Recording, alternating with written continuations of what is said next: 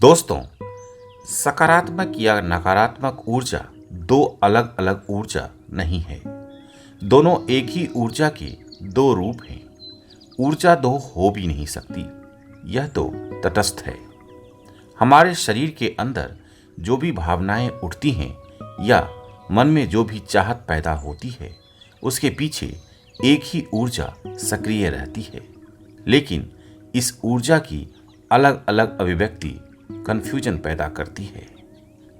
इसे कुछ इस तरह समझ सकते हैं कि जब किसी व्यक्ति में एनर्जी की बायोलॉजिकल अभिव्यक्ति होती है तो यह काम वासना है, और जब इसकी इमोशनल अभिव्यक्ति होती है तो यह प्रेम, घृणा या क्रोध बन जाती है।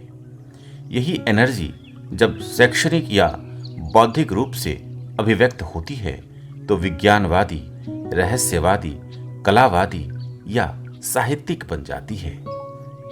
जब यही ऊर्जा शरीर से गुजरती है तो भौतिक, और जब मन से गुजरती है तो मानसिक हो जाती है। एनर्जी तो एक ही है, अभिव्यक्ति ने इसके रूप बदल दिए हैं। काम वासना और प्रेम भी एक ही ऊर्जा की दो अभिव्यक्ति है, लेकिन अक्सर लोग इसे एक दूसरे से जुड़ा हुआ मान लेते हैं, जबकि दोनों परस्पर विरोधी हैं। सच तो यह है कि प्रेम तभी आता है जब काम वासना जा चुकी होती है, या जिस पल काम वासना भीतर आती है, प्रेम बाहर चला जाता है।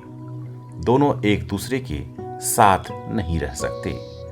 प्रेम जितना कम होगा, काम वासना उतनी ही ज्यादा होगी, और प्रेम जितना ज्यादा होगा, काम वासना उतनी ही कम होगी।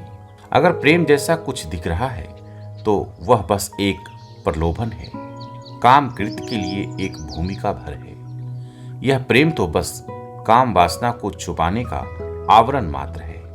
यह प्रेम तो ऊपरी है, नीचे काम वासना दबी है।